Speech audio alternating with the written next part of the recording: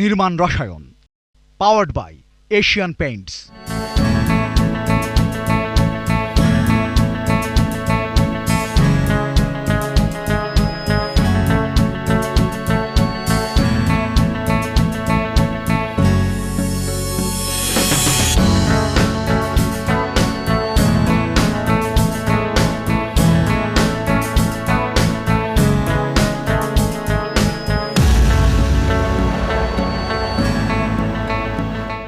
প্রিয় দর্শক, স্বাগত জানাচ্ছি নির্মাণ রসায়ন অনুষ্ঠানে পাওয়ার্ড বাই এশিয়ান পেইন্টস।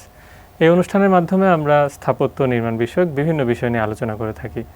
আপনারা জানেন, সম্প্রতি ঢাকার যারা জমির মালিক রয়েছেন, আবাসন ব্যবসায়ী রয়েছেন এবং বিশেষ করে স্থপতি ও প্রকৌশলী যারা রয়েছেন, তাদের মধ্যে ডিটেল এরিয়া প্ল্যান বা ড্যাপ নিয়ে এক ধরনের ভীতি কিংবা দ্বিধাদ্বন্দ্ব কাজ করছে। এর পেছনের কারণ কি, সেটি নিয়ে আমরা আমাদের আজকের অনুষ্ঠানে আলাপ করতে চেষ্টা করব। আমাদের আজকের অতিথি স্থপতি এস.এম. আহসান মিকো, যিনি একটি শীর্ষ আবাসন প্রতিষ্ঠানের হেড অফ ডিজাইন হিসেবে কর্মরত আছেন। ভাইয়া, স্বাগত আপনাকে। আপনাকে ধন্যবাদ। অনেক ধন্যবাদ, আপনি আমাদের অনুষ্ঠানের সময় দিয়েছেন। ডিটেল এরিয়া প্ল্যান নিয়ে যে দ্বিধাদ্বন্দ্ব, এর পেছনের কারণটা আসলে কি? এর পেছনের কারণটা হচ্ছে যে এইটার শুরুতেই যে চিন্তাভাবনাটা আছে, তো ডিটেল এরিয়া প্ল্যান এটা একটা চলমান প্রক্রিয়া। এখানে আমাদের যেটা প্রগ্রসরমান বা অগ্রসরমান যেই অর্থনীতির সাপেক্ষে রাজুক কর্তৃক নিয়ন্ত্রিত একটি পন্থা। আমরা যেটা দেখতে পাচ্ছি 2022 সালের আগস্ট মাসে যেই ডিটেল এরিয়া প্ল্যানটা আসলো আমাদের হাতে এবং বলা হলো এটা থেকেই সব কিছু নির্ধারণ করা হবে, সেখানে এসে আমরা যা পাচ্ছি তা নিয়ে কিন্তু আমাদের জমির মালিকরা খুবই অনীহা প্রকাশ করছেন।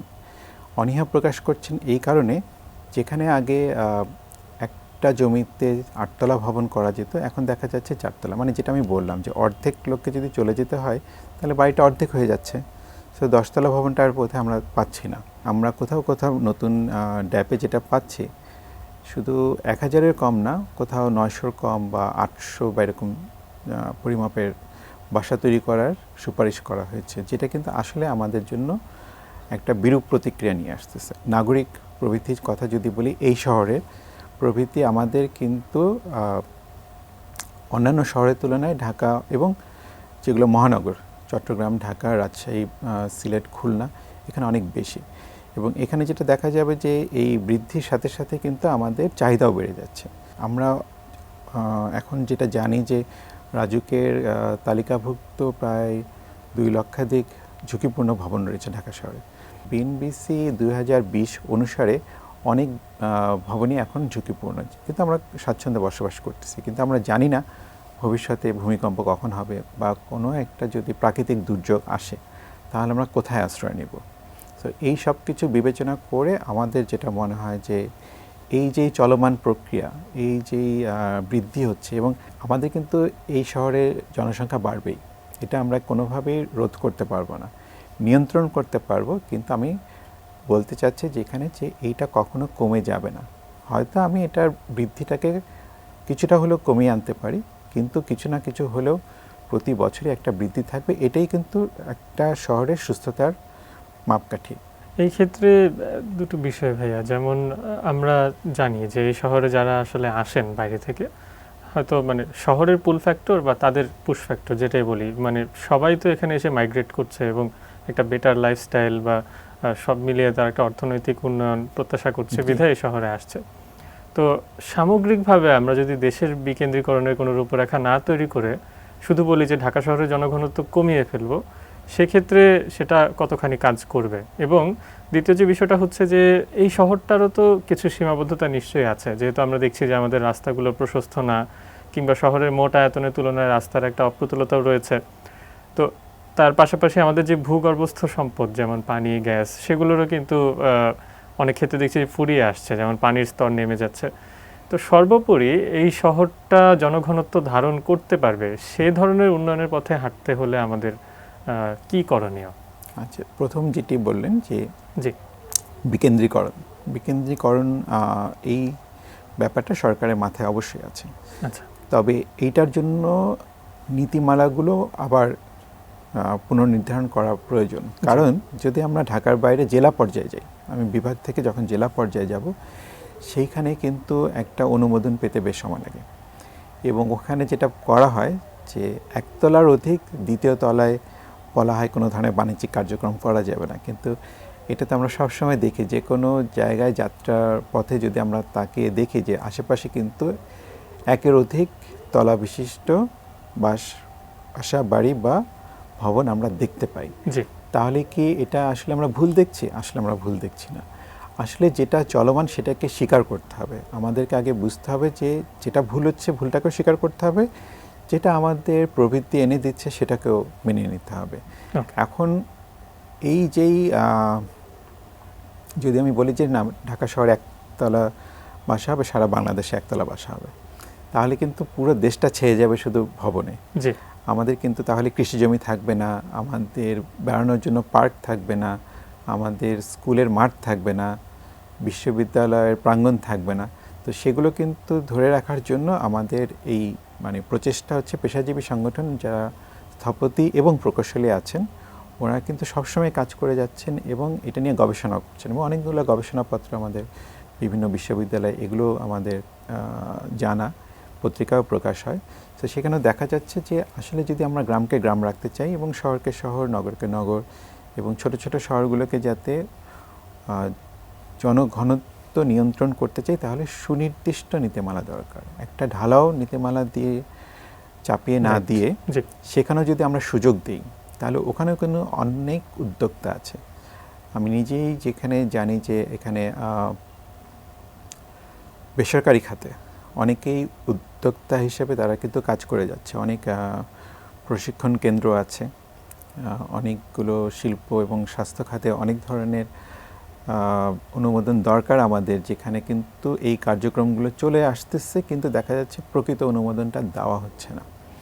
তো এটা আপনার যে কোনো একটা যদি আমরা একটা শিল্পের দিকে তাকাই, সেবা ধরনের শিল্প, যেমন এটা শিক্ষা খাত হতে পারে, এটা স্বাস্থ্য খাত হতে পারে। এখানে কিন্তু দেখা যায় যে যখন একজন রোগী আসে তাকে কিন্তু দেখার জন্য যে ডাক্তারদেরকে বসতে হয় সেটা কিন্তু নিচতলা বা দোতলা অথবা এর আশেপাশেই থাকে এবং যে ডায়াগনস্টিক্সগুলো থাকে যে বিভিন্ন রোগ নির্ধারণের জন্য যে পরীক্ষা নিরীক্ষাগুলো এগুলো দেখা যায় নিচতলাতেই বেশি হয়। আবার একইভাবে যদি আমরা কিন্তু ওইটা চিন্তা করি যে ওখানেই কিন্তু আবার যদি বলি যে শল্য চিকিৎসা বা যেটা আমাকে অস্ত্রোপচার করতে হয় সেটা কিন্তু একই তলায় রাখাটা ঝুঁকিপূর্ণ, তাকে কিন্তু আমাকে উপরে নিয়ে যেতে হয়। অন্যভাবে যদি আসি আরেকটা সেবা খাত যেমন ব্যাংকিং খাত, ব্যাংকিং খাতও দেখা যায় কিন্তু যে জনগণের যেই ধাক্কাটা আসে সেটা কিন্তু নিচতলাতেই বেশি। বড়জোর তারা দ্বিতীয় তলা পর্যন্ত ভ্রমণ করবেন, কিন্তু এছাড়াও কিন্তু ব্যাংকের কিছু ব্যাকএন্ডের কাজ থাকে, সেইগুলো কিন্তু আমাদের যখন গ্রাহকদের যেতে হচ্ছে না সেগুলোকে কিন্তু আমরা অন্য তলায় নিতে পারি। তাহলে কি দাঁড়াচ্ছে, একটা ব্যাংকও আমাকে কিন্তু একতলাতে হবে না, এটা দোতলা তিনতলা প্রয়োজন। কিন্তু যদি আমাদের নীতিমালা থাকে যে না একতলা ছাড়া বাণিজ্যিক কার্যক্রম করা যাবে না এবং সেখানে অনেক কিছু চাপিয়ে দেওয়া হয়, যেটা হচ্ছে যে ঢাকা জনঘনত্বপূর্ণ বা ঘনবসতিপূর্ণ একটা এলাকা, কিন্তু আমরা যেটা সোজা বাংলায় মফস্বল বলতেছি বা ছোট শহরগুলোকে আমরা যখন বুঝাই ওখানে কিন্তু জনঘনত্ব কম এবং ওখানে কিন্তু এই ধরনের যেই তুলনামূলকভাবে রাস্তাঘাট বলি বা খোলা জায়গা, এই উন্মুক্ত স্থানের পরিমাণও বেশি। ঢাকা শহরের নিয়ম আর চট্টগ্রামের শহরের নিয়মটা যদি আমরা ছোট কোনো শহরের উপর চাপিয়ে দিই সেটাও কিন্তু ভালো হচ্ছে না। সো ওইখানেও তাদের জন্য লোকালাইজড অথবা এলাকাভিত্তিক যদি উন্নয়ন চিন্তাভাবনা করা হয়, অবশ্যই আমি মনে করি যে সবাই ঢাকার দিকে না ছুটে ওদিকেও করবেন। এবং ঢাকার আশেপাশে কিন্তু আমরা দেখি যে সেবা খাতে যেমন আরেকটা যেটা বলবো যে পর্যটন শিল্প, এটাও কিন্তু তাকালেই দেখা যায় যে মানে ছুটির দিনে ঢাকা শহর ফাঁকা হয়ে যায়। কারণ হচ্ছে যে তাদের যাওয়ার যেই জায়গাগুলো, ভ্রমণের জায়গাগুলো, সেগুলো ঢাকার আশেপাশে যেমন আছে, দেশের প্রত্যন্ত অঞ্চলে যেমন কুয়াকাটা এবং কক্সবাজার সবচেয়ে সবার পছন্দের জায়গা। এছাড়াও সিলেট এবং উত্তরবঙ্গে অনেকগুলো এখন বিদ্যমান, কারণ এখন মানুষ নৌপথে, আকাশপথে এবং রাজপথে চলাফেরার অবাধ সুযোগ আছে এবং পদ্মা সেতু, যমুনা সেতু এবং সামনে যত আরও সেতু আসতেছে, এইটার কারণে কিন্তু যোগাযোগ ব্যবস্থার উন্নয়নের কারণে এখন কিন্তু অল্প সময়ে মানুষ দূর দূরান্তে চলে যেতে পারছে এবং ছুটির দিনটা শেষ হওয়ার আগেই কিন্তু আবার ফেরত আসতে পারতেছে। এই সব কিছু চিন্তা করলে বিকেন্দ্রীকরণের আসলে কোনো বিকল্প নেই এবং সঠিক সুনির্ধারিত নীতিমালা থাকলে আমার ধারণা যে সারা দেশে একসাথে এগোতে পারবে। শুধু ঢাকা শহর বা চট্টগ্রাম শহরকে উন্নত করে কিন্তু দেশকে উন্নত করা যাবে না। আমরা প্রত্যেকেই, আমি যদি বলি যে এই শহরে কিন্তু যখনই আমরা কোথাও বসি বা একসাথে হই, সবাই কিন্তু আমরা একই এলাকা থেকে আসি না, বিভিন্ন জেলা বা বিভিন্ন উপজেলা থেকে আমাদের এই ঢাকা শহরের দিকে আসা, এবং আসলে ঢাকা শহরের প্রয়োজনে কিন্তু আসা। আমরা হয়তো ভাবি যে আমার নিজেদের প্রয়োজনে বা আমাদের আর্থিক উন্নয়ন বা আমাদের জ্ঞান অর্জনের জন্য আমরা আসতেছি, আসলে এই শহরে আমাকে টেনে নিয়ে আসতেছে। কারণ এই শহরে নিজের প্রয়োজনে, নিজের চাহিদার জন্যই কিন্তু এই মানুষগুলোকে আসতে হয়। এবং কেউ যদি নাও চায় যে আমি ঢাকায় থাকবো না, কিন্তু মানে ঢাকায় আসাটা যত সহজ, ঢাকা ছেড়ে যাওয়া তার থেকে অনেক বেশি কঠিন। এটা যদি আমি একটু নিজের দিকে তাকাই, তাহলেই দেখতে পারবো যে আমার জীবনের কতটুকু সময় আমি ঢাকা শহরকে দিয়েছি, এবং দেখা যাবে যে জ্ঞানার্জনের কারণেই হোক বা যে কারণেই হোক, ঢাকা শহরে এসে কিন্তু আর ফেরত যাওয়াটা প্রায় অসম্ভব হয়ে গিয়েছে। অনেক ধন্যবাদ ভাইয়া, আপনি সামগ্রিক চিত্রটা খুব চমৎকারভাবে ব্যাখ্যা করেছেন। কিন্তু স্থপতিরা যে বিষয়টি নিয়ে ভীত বা তাদের মধ্য থেকে যে দাবিটি উঠে আসছে, এটা খুব পরিষ্কার যে আমরা দেখছি জমির দাম এবং সে জমির মালিকের যে আকাঙ্ক্ষা সেটি নিয়ে, তিনি যে পরিমাণ আয়তনের ভবন তৈরি করতে চান, সেটি কিন্তু সমন্বয় ঘটছে না বিধায় এক ধরনের অস্বস্তি তৈরি হয়েছে। পাশাপাশি আমরা তো পৃথিবীর অনেক শহর নিশ্চয়ই এমন দেখছি যেগুলোতে ঢাকার চেয়েও কোনো কোনো ক্ষেত্রে জনঘনত্ব বেশি, কিন্তু তারা বেশ গোছানো পরিসরেই কিন্তু বসবাস করছে। জীবনযাত্রা যা বলি যে আমাদের প্রতিদিনের সমস্যা, যানজট বা অন্যান্য বিষয়াদি, সেগুলো কিন্তু সেখানে নেই। তার মানে তাদের একটা সামগ্রিক রূপরেখা নিশ্চয়ই ছিল। তো আমাদের এখন যেই পরিস্থিতিতে আমরা আছি, যে আমাদের এক্সিস্টিং কন্ডিশনে ড্যাপে যেমন বলা হলো যে লোক কমিয়ে ফেলা হবে, তার মানে আমি কিছু জায়গা থেকে নিশ্চয়ই সরিয়ে দিচ্ছি। কিন্তু সেটা না করে আমরা যদি একটু ইনক্লুসিভ কোনো কিছু করার কথা ভাবি, সেক্ষেত্রে আমাদের করণীয় কি হতে পারে? এই ক্ষেত্রে আমি যেটা বলবো, যেটা সরকারের যেই ভবিষ্যৎ পরিকল্পনা, যেমন বিআরটি, এমআরটি, এই সলিউশনগুলো যেটা আমাদেরকে করবে কি, আমাদেরকে আরও সংযোজন, এবং এই ভবিষ্যৎ আগামী যদি আমরা 10 বা 20 বছরে একটা পরিকল্পনার দিকে তাকাই, তাহলে ডেন্সিটি আসলে কমাতে হবে না, বরং জনঘনত্ব আমরা বাড়াতে পারবো। কীভাবে? কারণ আমরা যদি উন্নত শহরগুলোর দিকে তাকাই, আমি যদি এখন বলি যে আমি উত্তরায় থাকি, কিন্তু আমার সাথে যিনি আরেকজন পেশাজীবী, উনি কিন্তু মতিঝিলে চলে যাচ্ছেন 30 মিনিটের ব্যবধানে।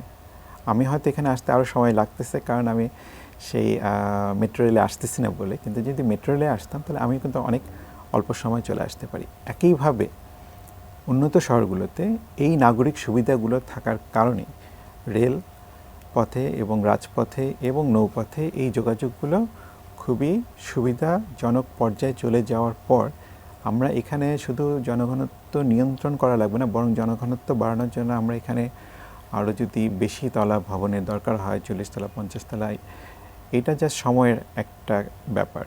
এখানে আরও বেশি মানুষকে আমরা একত্রিত করতে হবে, এবং এটা কিন্তু বুঝতে হবে যে ঘনত্ব থেকেই কিন্তু আসলে আমাদের সুবিধাগুলো আসে। আমি যদি বলি যে আমাকে একটা দৈনন্দিন কাজের জন্য আমাকে 10টা বাড়িতে যেতে হবে, সেটা না করে যদি আমি এই 10 বাড়ির লোককে একটা ভবনে নিয়ে আসতে পারি এবং তাদের সাথে আমার যদি দৈনিক যোগাযোগটা হয়ে যায়, তাহলে অনেকগুলো সময় কিন্তু আমরা বাঁচাতে পারি।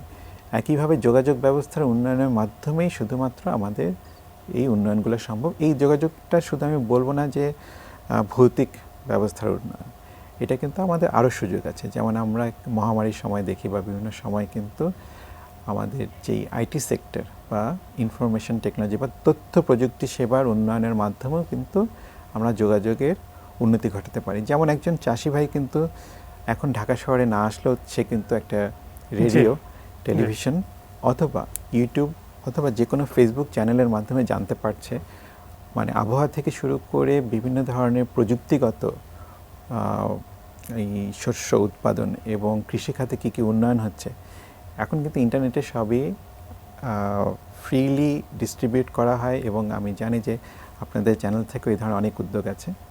তো এই সব কথা যদি আমরা চিন্তা করি, মানুষ কিন্তু আগের মতো আর বসে নেই, এবং তারা নিজেদের উন্নতির কথা নিজেরা চিন্তা করতেছে, এবং এটারই চলমান প্রক্রিয়ায় কিন্তু মহানগরগুলোতে জনসংখ্যা বৃদ্ধি হবে এবং চাপ বাড়বে। এই চাপটাকে সহ্য করার জন্য যেটা লাগবে যে জনগণের জন্য আরও যোগাযোগ ব্যবস্থার উত্তরোত্তর উন্নয়ন এবং জনবান্ধব পরিকল্পনা এবং তথ্য প্রযুক্তি সেবার উন্নয়ন, আর যে কোনো পরিকল্পনায় যে কোনো শহরের জন্য জনমুখী হতে হবে, জনবান্ধব হতে হবে। অনেক ধন্যবাদ ভাইয়া, আপনি খুবই স্বল্প সময়ে পুরো বিষয়গুলো চমৎকারভাবে ব্যাখ্যা করেছেন। এবং মোটা দাগে যদি বলি যে আমরা কেউ কারোর মুখোমুখি না হয়ে আসলে একযোগেই এই শহরের ভালো মন্দ ভবিষ্যৎ সবকিছু বিবেচনা করে, এবং শুধু শহর না পুরো দেশটাকে নিয়ে আসলে আমাদের ভাবা উচিত। সেক্ষেত্রে হয়তো এই যে ভীতি কিংবা যে দ্বন্দ্ব আমাদের তৈরি হয়েছে সেটি থেকে আমরা বের হয়ে আসতে পারবো। পাশাপাশি যে অসামঞ্জস্যতা নিয়ে কথা হচ্ছিল তারও হয়তো সমাধান খুঁজে পাওয়া যাবে। আমাদের অনুষ্ঠানে সময় দেওয়ার জন্য আপনাকে অনেক ধন্যবাদ। আপনাকেও ধন্যবাদ। প্রিয় দর্শক, এই ছিল আমাদের মূল আলোচনা। নিচ্ছি ছোট একটা বিরতির পর থাকবে এক্সপার্ট টাইম। সে পর্যন্ত সঙ্গেই থাকুন। নির্মাণ রসায়ন, পাওয়ার্ড বাই এশিয়ান পেইন্টস।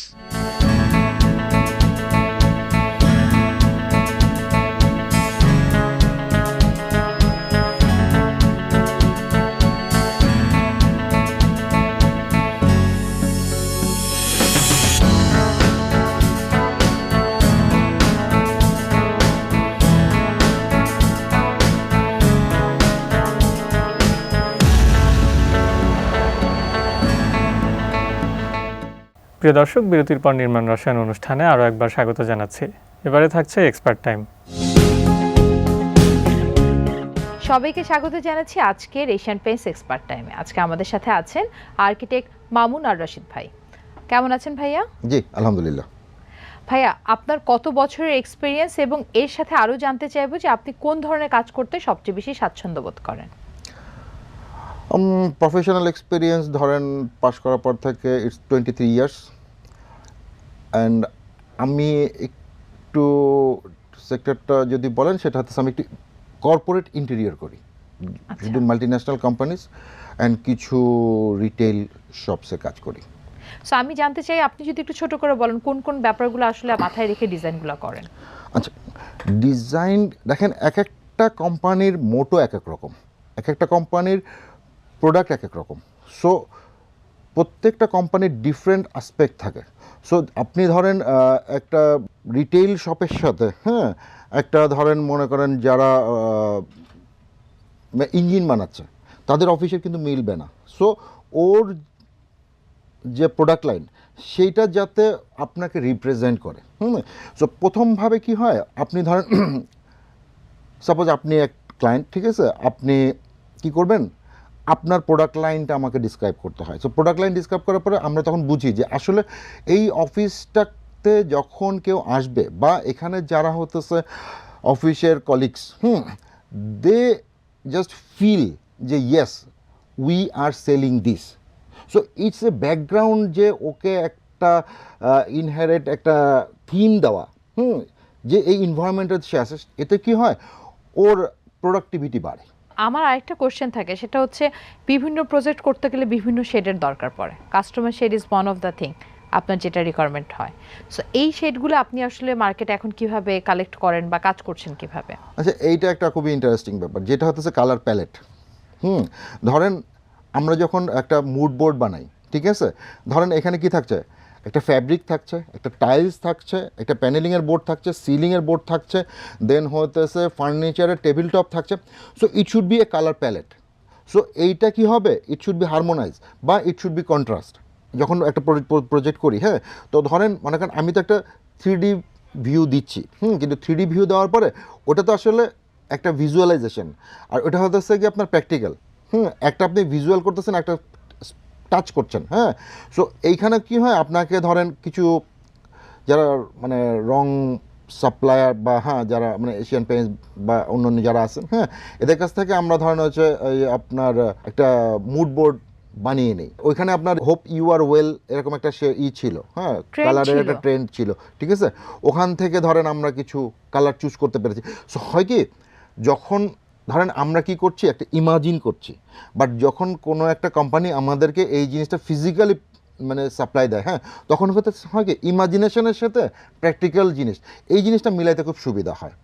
এবং আমরা তো আসলে প্রত্যেকটা প্রজেক্টেই বলবো যেটা নর্মাল কালার যেটা, হ্যাঁ সেটা লাগে না, কিন্তু যখনই আপনার হিউ ডিফারেন্সের কোশ্চেন চলে আসছে, হ্যাঁ তখন আপনার এই জিনিসটা আসলে স্যাম্পলটা খুব জরুরি হয়ে পড়ে। আমরা এতক্ষণ ধরে কথা বললাম আসলে কালার বা কালার প্যালেট নিয়ে বা কিভাবে আমাদের এই ট্রেন্ডগুলো আপনাদেরকে হেল্প করছে। তারপর আমি জানতে চাইবো, ছোট যদি একটা কথা যদি বলতে বলি যে এই যে একটা রিসার্চ কালার নেক্সট, এই রিসার্চটা অ্যাকচুয়ালি আপনার কি মনে হয় যে আসলে কতটুকু পরিমাণে হেল্প করছে, বা এটা আসলে আপনাদেরকে নতুন ট্রেন্ডগুলো জানতে এবং গ্লোবালি কি চলছে এখন সেটা গেজ করতে কি হেল্প করছে কিনা? আমাদের এই যে যারা ইন্টেরিয়র ফিল্ডের সাথে বা মনে করেন আর্কিটেক্ট আছে, হ্যাঁ এদের জন্য আসলে সিরিয়াস হেল্প। এবং এটা হবে কি জানেন, এই যে R&Dটা চলছে এবং এতে কি হবে, ডে বাই ডে আমাদের ইমাজিনেশন পাওয়ারটা বাড়বে। আরেকটা ব্যাপার জানতে চাই, আমরা তো বললাম আসলে ট্রেন্ড নিয়ে, কালার নিয়ে অনেক কিছু নিয়ে, বাট ফিনিশের কথা যদি বলি, সেই ক্ষেত্রে অ্যাকচুয়ালি আপনি কোন ধরনের প্রোডাক্টগুলোকে সাধারণত ইউজ করে থাকেন বা প্রায়োরিটি দেন কোন ধরনের ব্যাপারগুলো প্রোডাক্টগুলো সিলেক্ট করার ক্ষেত্রে? যেহেতু অফিস, হ্যাঁ আমরা যেহেতু খুব বেশি অফিস নিয়ে কাজ করি, আপনার ইউজুয়ালি খুব ম্যাট ফিনিশ চলে, হ্যাঁ আমাদের এখানে খুবই ম্যাট ফিনিশ চলে। বাট ম্যাট ফিনিশের সাথে আমাদের খুবই যেটা নেসেসিটি, আমি প্রত্যেক জায়গায় ইট শুড বি ওয়াশেবল। আপনার রিসেন্ট আমার কিছু প্রজেক্ট শেষ হয়েছে, যেই প্রজেক্টগুলোতে আমি আপনার স্মার্ট ক্লিন ইউজ করেছিলাম, আর রয়্যাল শাইন আমার মনে হয় ইউজ করেছি, because of easy maintenance and durability. Okay, তার মানে হচ্ছে ডিউরেবিলিটি ইম্পর্ট্যান্ট একটা ব্যাপার, অ্যাজ ওয়েল অ্যাজ আপনি যেটা বললেন যে আমি যদি সামারি করে বলি ম্যাট ফিনিশের একটা ব্যাপার থাকে, এবং আরেকটা ব্যাপার হচ্ছে ক্লিন ওয়াশেবিলিটি, আসলে যত বেশি করা যাবে সেটা বেশি important. Okay, thank you Mamun ভাই, আপনি আপনার এই অসম্ভব ব্যস্ত সময়ের মধ্যে থেকে আজকে আমাদেরকে সময় দিলেন এবং আমাদেরকে খুব ক্লিয়ারলি বোঝালেন আসলে ইন্টেরিয়র ডিজাইন করার ক্ষেত্রে আমরা কোন কোন ব্যাপারকে আসলে মাথায় রাখতে পারি। জি, আপনাকেও ধন্যবাদ, এটিএন নিউজকেও ধন্যবাদ, হ্যাঁ আজকে সুন্দর একটা প্রোগ্রাম অ্যারেঞ্জ করার জন্য। দর্শক, আজকে আসলে আমরা কথা বললাম আর্কিটেক্ট মামুন আর রশিদের সাথে, যেখানে উনি আমাদেরকে হেল্প করেছেন যে আমরা ইন্টেরিয়র ডিজাইনটা যখন করতে যাব, সেটা যদি অফিস হয়, সেটা যদি বাসাবাড়ি হয়, কোন কোন ব্যাপারগুলো আমরা মাথায় রাখতে পারি, এবং এর সাথে ক্লিনলিনেসের জন্য বা আমরা যদি বলি আসলে ম্যাট ফিনিশের জন্য কোন প্রোডাক্টগুলো হেল্প করতে পারে। আশা রাখি এই ডিসিশন বা এই ডিসকাশন আপনাদেরকে হেল্প করবে টু মেক ইউর ডিসিশন। আবার দেখা হবে এই প্রত্যাশায় আজকে রাখছি।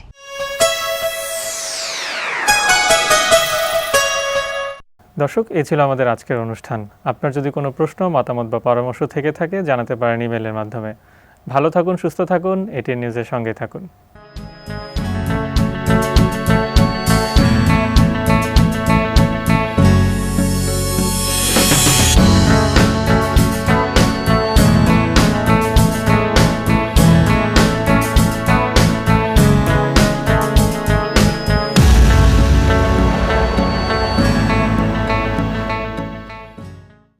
Powered by Asian Paints.